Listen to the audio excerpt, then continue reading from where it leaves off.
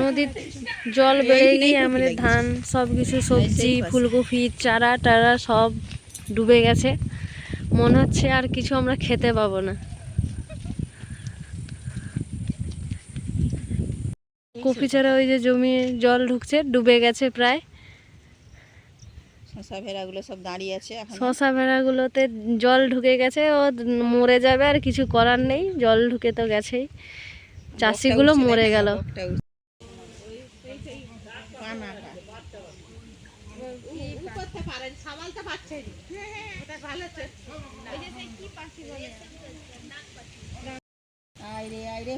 বন্যাতে পানা কেমন চাপ দেখো, ওই যে পানা আসছে।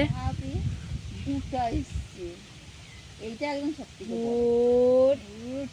এটা করে সে এর মতন আরেকটু নেমে দিলে এই হয়ে যাবে তীর ধনুকের মতন। এইটা মাথা তীর ধনুক ইয়ের সঙ্গে থেকে গেল।